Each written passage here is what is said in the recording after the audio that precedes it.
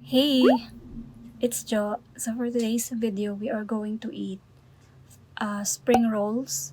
Meron ako ditong shrimp, ham, and bacon. Meron din tayo ditong salad. Lahat ng nilagay ko dito sa loob ng spring roll ay nandito sa salad. Tapos nilagyan ko lang ng QP na roasted sesame na dressing. Okay, so let's start. Wala pala akong tinigot. Okay, let's start. Dito tayo muna sa ating spring roll. Ayan. Ito yung ham. Yung camera ko nasa ASR ko na pero hindi ko pa rin makuha kasi nga naka MECQ tayo. And wala namang bumabiyahe. Wala din akong car. Hindi man ako makakarating doon na naka-tricycle, ano?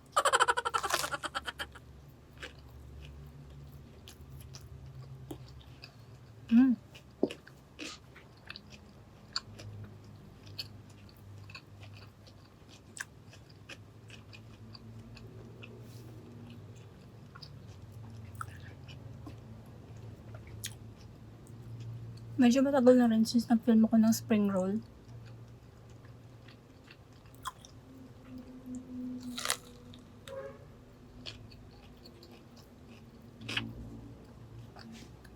Lagyan ko rin to ng lettuce tsaka cucumber sa loob.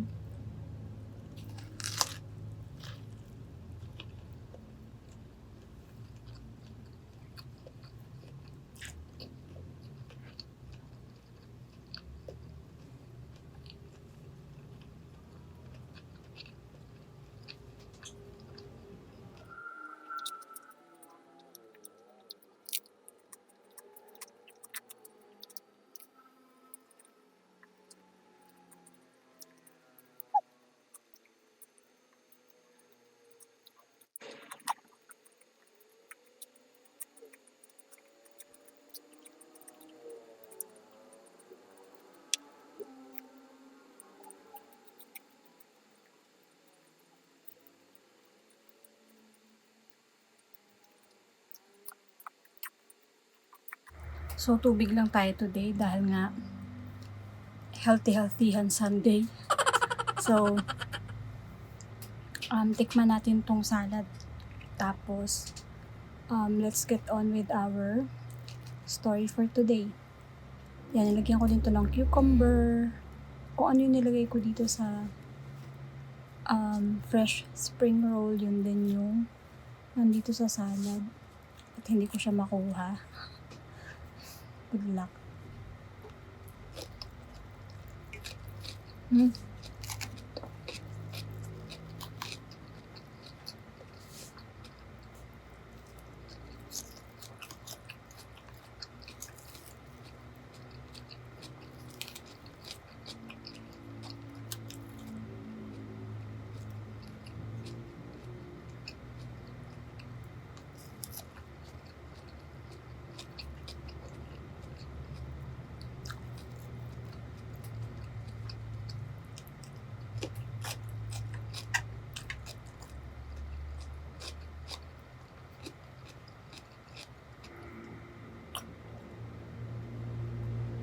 Okay, kung mapapansin nyo yung mga videos ko, marami siyang cuts.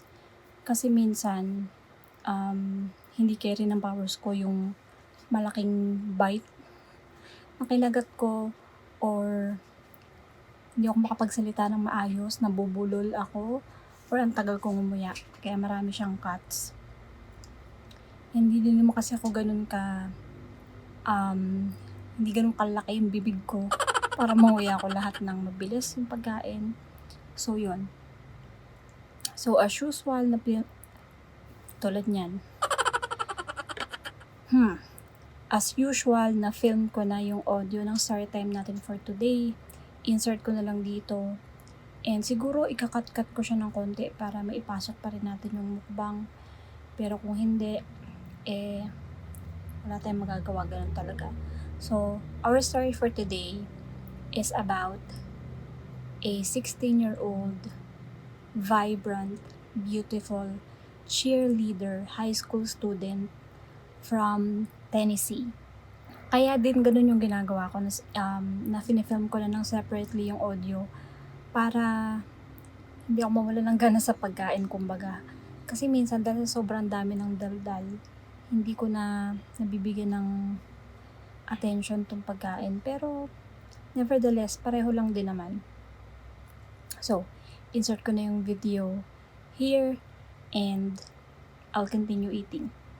Medyo magiging mahaba yung video for today kasi mahaba yung story. So, insert audio. What happened to Emma Walker? Emma Walker was 16 years old and lived in Knoxville, Tennessee. On a Monday morning in November 2016, Emma Walker's mother, Jill Walker, woke up at around 6:15 a.m. and went to wake her teenage daughter. Emma was lying face up on the bed when Jill touched her leg. There was no response. She called her name, Emma. Still no response. Her 16-year-old daughter lay unresponsive. After moments of trying to pull Emma back to consciousness, Jill Walker dialed 911. What happened? Emma Jane Walker was born on March 20, 2000. She was a beautiful, vibrant, popular, and warm-hearted Bobcat cheerleader and high school at Central High School in Knoxville, Tennessee. She dreamed of becoming a neonatal nurse.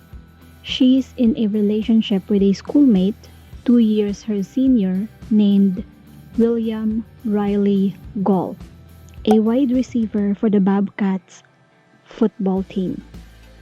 Riley was still in a relationship with another woman when he started dating Emma.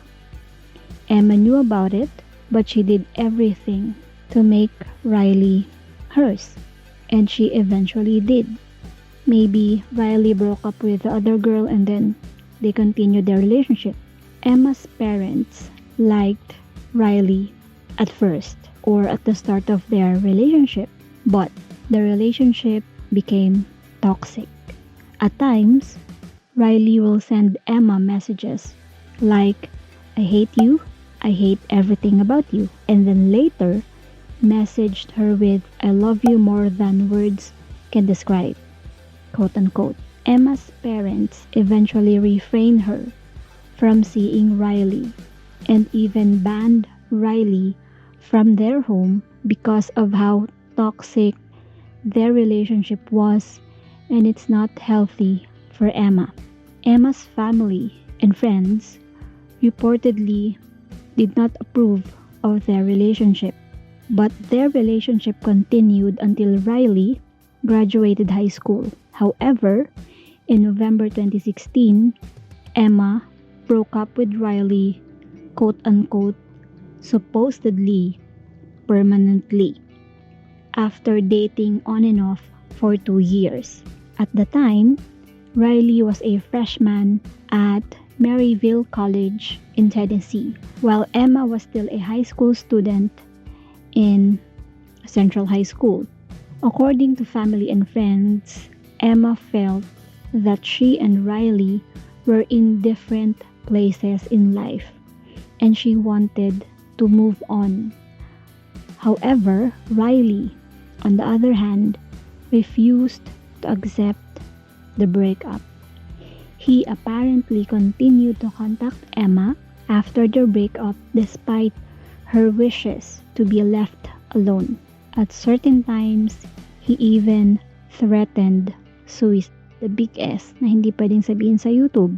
Still, Emma continued to try and move on.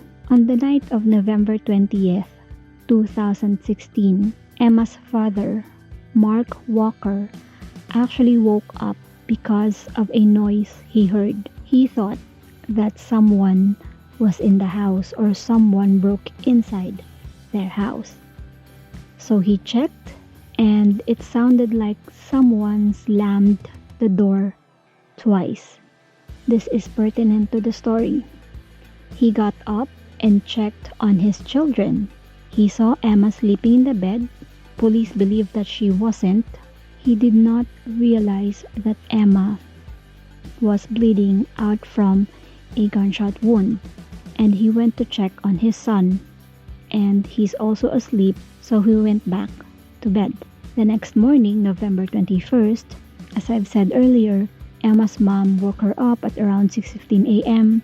I will try and get the 911 recording of Jill Walker's call. It's just a very short clip, but I will also insert the context of her call. I just tried to wake up my daughter for school, and she has no pulse. You said that she's non-responsive? Yeah. Law enforcement officials would eventually determine that Emma had been killed in her sleep, shot with a 9mm handgun in the early hours that morning. The community around Central High School and Greater Knoxville went mourning. 5 days later, students and families wore purple armbands in Emma's honor at Central High's next football game. The confusion and grief over Emma's demise deepened shortly after the incident when police arrested and charged a suspect. It was William Riley Gall, her ex. According to authorities, Riley killed Emma after the teenage romance turned into a desperate obsession. Riley fired a handgun into Emma's bedroom from outside her house while she was sleeping, fatally wounding her, and she was shot through the wall. One police learned that Emma had been struggling with an obsessive ex-boyfriend, so they immediately looked at Riley as a suspect. Additionally, police realized just a day earlier, a man who was later identified as Riley's grandfather reported one of his shotguns was stolen. Riley was immediately put under surveillance as police were concerned that he might try and destroy evidence related to the crime. It turns out that Riley actually did. In fact, he tried to hide the evidence. As news of Emma's demise began to spread around the town, Riley posted numerous tweets in tribute to his late ex-girlfriend. He even added a Bible verse just maybe so medyo mailayo sa kanya yung suspicion. I'm not sure, I don't know. I'll insert his tweets on the screen if I will be able to get a few of them. On the Friday before the crime, November 18, 2016, Emma was at a friend's house celebrating a Central High football victory. Her phone began buzzing with text from a number she didn't know. The person on the other end said they had kidnapped someone she knew and needed her to come outside of that house alone. I'll insert the context of the text on screen. It said, "Go to your car with your keys. Go alone. I've got someone you love. If you don't comply, I will hurt them." Another text, "We have him now. If you don't care about him anymore, then it shouldn't bother you. Call the police." And he dies. Your choice. If you'd like to hear his final screams, give me a call. He's in a ditch beside the house where Emma is celebrating. It's a shame you can all of a sudden not value someone's life. When Emma and her friends stepped outside, they discovered Riley on the ground nearby. According to one of Emma's friend, Riley told them that he was hit over the head and he didn't recall anything napukpok lang sa ulo, nagka-amnesia agad ang kuya nyo. But later, this friend remembered that the kidnappers said, call Emma. So this friend told Emma that it was probably made up or gawa-gawa lang ni Riley because it was the type of behavior na pinakita na rin ni Riley before. So, alam ng mga kaibigan ni Emma na medyo may ganong tendency si Riley. So, the next day, November 19, Emma was at home alone and suddenly, there was a man dressed in all black with his face covered and this man knocked on her door. So, she was terrified. So, wala siyang ibang matawagan, so she called Riley, her ex, to help her. Of course, dahil gusto maging hero ni Riley, he went to Emma's house and consoled her.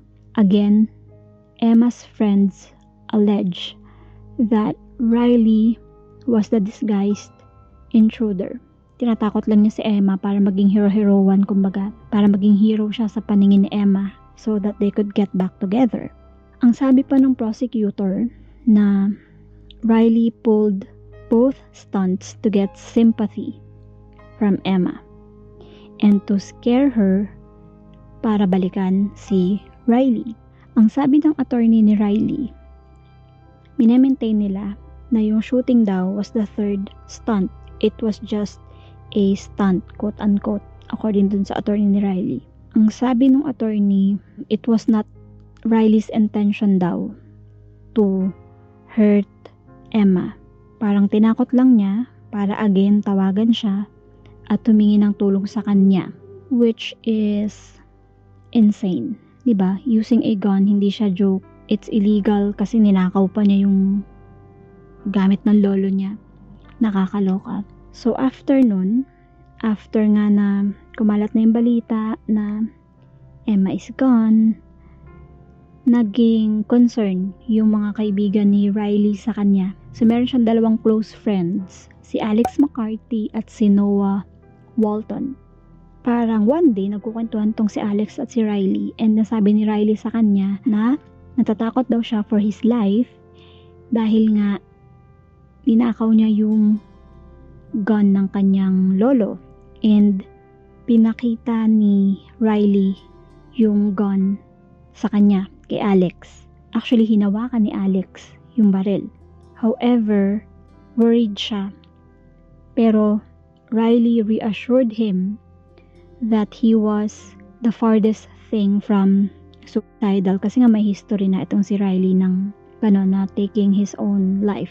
And sabi ni Alex, natatakot daw si Riley, siguro paranoid na siya ng mga panahong to, na people were out to get him and people were out to get Emma. So, yung mga kaibigan ni Riley na si Alex at si Noah told their conversation to the police. Rightfully so. So, after interviewin ng mga pulis si Riley, kinausap niya si Alex and sinabi niya, tinext ni Riley si Alex and sinabi ni Riley na, bakit mo sinabi sa mga pulis yung tungkol dun sa gun na kinuwento ko sa'yo? Of course, sabi ni Alex, you don't have any reason to withhold yung weapon na yun and kung wala kang dapat itago, mapapatunayan mo na you are innocent. Tinanong ni Alex si Riley ng what happened to the gun that you showed me. Ang sabi ni Riley, binalik na daw niya sa lolo niya. And you don't have to worry about it.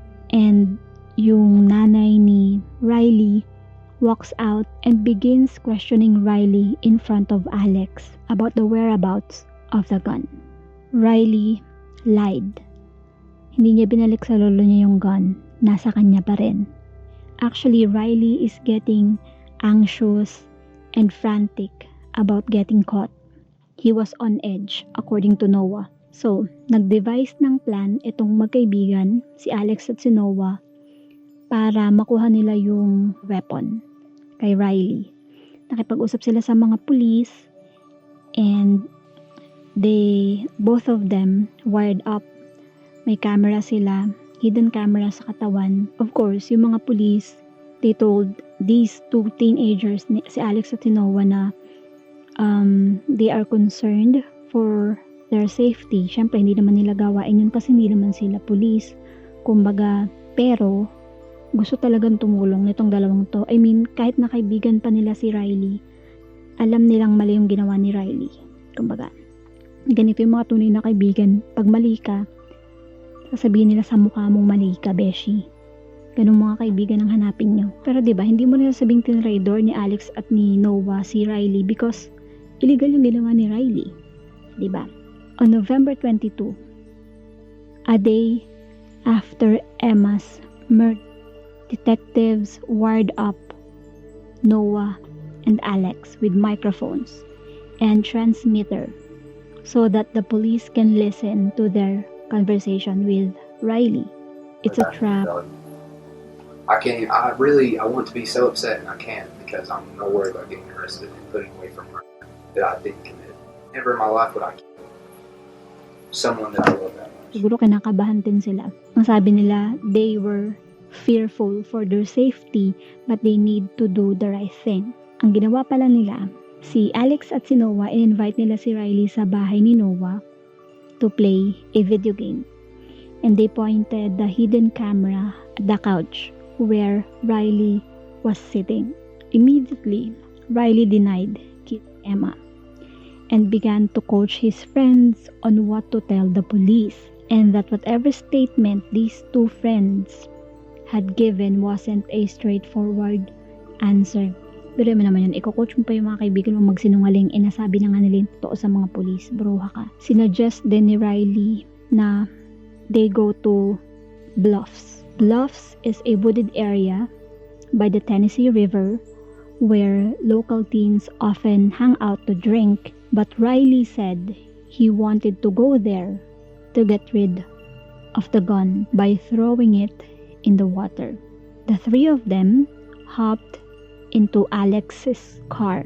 On the way, they stopped at Riley's stepfather's house, where Alex said that Riley claimed to have hidden the gun in the basement. So, tinago pala niya sa bahay ng kanyang stepfather yung weapon. Alex and Noah said that Riley didn't want them to come inside with him. And Riley came out with a trash bag into which Riley said he had thrown the gun. Nasa loob daw ng trash bag. Ang sabi ni Alex, tinatry nila na i-convince si Riley na ipakita sa kanila yung weapon. Parang ito yata yung secret code nila or secret word para sa mga police na pagka inilabas na ni Riley yung weapon, yung mga police mag-intervene na. So para, dahil kinakabahan nga si Alex at si Noah, so tinatry nilang i-lighten up yung situation, nagjo-joke sila, singing sila along the song sa radio, and they also pick up their favorite fast food. Ang hindi alam ni Riley, habang nag-drive sila, nakasunod sa kanila yung mga police, and meron pang dalawang undercover na vehicles na sumusunod sa kanila. Of course, kailangan nilang siguraduhin yung safety din ni Alex at saka ni Noah. Kasi the police don't know kung ano yung tumatakbo sa isip ni Riley, di ba? At the time. Riley, Alex, and Noah eventually parked at an apartment complex.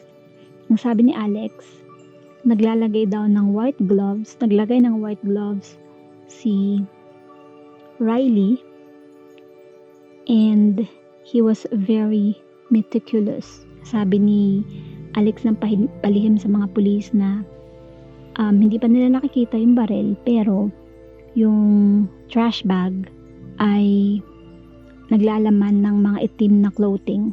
And then, after a few minutes, Riley showed them the weapon. And then Noah gave the code word. In less than 90 seconds, police arrived on the scene and took Riley into custody. Of course, ang sabi ni Noah, Riley was freaking out. He was swearing left and right. And ang sabi pa daw ni Riley, I can't go to jail. You will. So, Riley was arrested and charged with first-degree murder and 6 other felony charges. including theft of a firearm and aggravated stalking. Inside the trash bag, detectives not only found the murder weapon but also a treasure of evidence. My gloves, my tennis shoes, my black tape, and black clothing. Months later, in January 2017, Riley was indicted on charges of first-degree murder, aggravated stalking, theft, tampering with evidence, reckless endangerment, employing a firearm during a dangerous felony, and felony murder. Riley pleaded not guilty. Wala naman talaga siyang sinabi verbatim na he did it, but the evidences don't lie. Riley went to trial in the spring of 2018. During the trial, Riley's defense team claimed that Riley did not intend to kill Emma the night she died. They said that Riley was unaware that the bullet would actually travel through the wall of her house, and that his original intent was to fire a shot through the wall, scare her, and then show up at her house later as the hero. Anong klaseng logic to? And may nabasa pa akong article na matalino daw tong si Riley, pero hindi niya ginamit ng maayos yung katalinuhan na yun. And ang nakakaloka pa, alam ni Riley kung saan nakahiga si Emma. Malamang nakapasok na siya dun sa bahay ng mga walkers, diba? So alam niya kung nasan yung kama ni Emma, paano yung posisyon niyang humiga dun sa kama niya. So obviously, he knows that the bullet will travel through the wall. Matalino ka. Matalino kang estudyante, huwag tayong magtatanahan. The prosecution claimed that Riley did in fact intend to kill Emma that night and later came up with a scare tactic story as a cover. Actually, meron pang CCTV na nakuha nung umagang yun of Riley sa labas ng bahay ni Emma, and may nakita pa sa kanya ng kapitbahay. Kahit naka all black si Riley, nakilala niya na it was Riley. Actually, kinawayan pa niya. I'm not sure, but I will try to get that recording of Riley outside Emma's house on the day of the murder. So the jury agreed and Riley was found guilty on all charges. He was sentenced to life with possibility of parole after a minimum of 51 years. Heartbreaking yung story natin today. Actually, ang tagal ko na napanood yung story ni Emma. Last year pa yata, I believe last year pa, yes. And naisip ko na nakakalungkot yung story niya, pero maganda ring i-share yung story niya kasi may lesson na matututunan yung mga tao, lalo na yung mga kabataan ngayon, ano. Although wala siyang kasalanan, hindi niya kasalanan ni Riley yung mga nangyari. But dapat yung mga magulang din, hindi ako nagtuturuhan ng mga magulang para kung paano nila palalakihin yung mga anak nila, but iba pa rin pagka may guidance. Although iba kasi yung culture ng Americans sa atin, ng mga Filipino, pero hindi ko naman sinasabi na tayo, yung kultura natin or yung family, yung Filipino family ay mas maganda kaysa sa American families, pero makikita mo talaga yung difference nila. Diba sa America, pagdating ng 18 or 16 yata to 18, I'm not really sure, independent na yung mga bata. Pero for me kasi yung mga ganong edad, bata pa rin yun, diba? Lalo na hindi pa naman ganun kalawak yung experience nila in life. So definitely, kailangan pa rin ng gabay ng mga magulang. But yung mental health din kasi is kailangan inaalagaan din. And dahil nga until now, 2020 na, pero tabu pa rin yung topic na to. Parang nawiweirdan pa rin yung mga tao about sa mental health. I mean, lahat ng tao, kailangan na healthy sila. Hindi lang physical, hindi lang yung panlabas, hindi lang kumbaga yung socially, pero kailangan mentally healthy ang tao, lalo na yung mga kabataan ngayon. Kasi 'di ba, parang lahat madali na nilang nakukuha, information, gadgets, karamihan ng mga luho, kumbaga. I mean, mas nagiging hardworking yung mga tao to provide for their children. Pero dapat hindi rin natin kakalimutan na more than sa material things, mas kailangan ng emotional support ng mga kabataan, lalo na these days.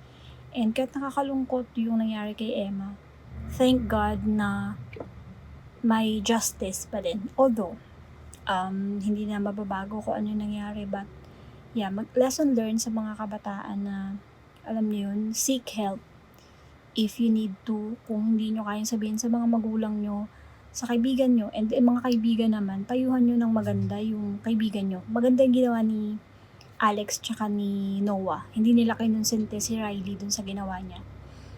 And I would prefer yung mga ganong klase ng kaibigan kaysa yung sinusugarcoat yung mali ko, kumbaga. Dapat ang kaibigan, tinutuwid niya yung kaibigan niya kung talagang kaibigan ang turing niya sa kaibigan niya, kumbaga. Kung alam mong mali, huwag mong konsintihin, lalo na in this case, it's a crime, kumbaga. So, isa pang lesson, kids, beshies, choose your friends wisely. Kasi sabi nga, 'di ba? Tell me who your friends are and I'll tell you who you are. Pero hindi ko sinasabi na porke friends ka sa mga taong sa tingin ng ibang tao ay bad influence or hindi ganun kaganda yung pagkatao, kumbaga, ganun ka na din. 'Di ba sinasabi ng iba, pag sumama ka dyan, lasenggo yan, magiging lasenggo ka din. I don't think so. Pero, kasi, depende rin sa pagpalaki ng magulang kung ang mga bata ay sanay ng napagsasabihan or sumusunod talaga sa mga magulang, definitely, lalaki silang tama, kumbaga. Diba sabi nga, papunta pa lang tayo, pabalik na sila. So, magkasalubungan na lang tayo kung saan tayo magkita. So, yun lang. It's sad, but I hope na we learned something, kahit na konti lang, sa story natin today. And itong mga to, kainin ko ulit siya mamaya kasi ang dami ko rin nakain today. Breakfast ng aga kong nagising. Kami ni mama parang magti 3 a.m. yata. And ngayon ay 3 p.m. na. So, ang dami ko na nakain. Kumain ako ng pritong talong na sinawsaw sa bagoong at kanin, not once but twice. So, busog na ako. Naisipan ko lang mag-film ngayon kasi nga meron akong stock ng lettuce and ayoko naman na masayang siya. So yeah, that's it for today's video, guys. Thank you so much for watching. Please like and subscribe. Please stay home, stay safe. I hope to see you in my next video. God bless you all. Bye!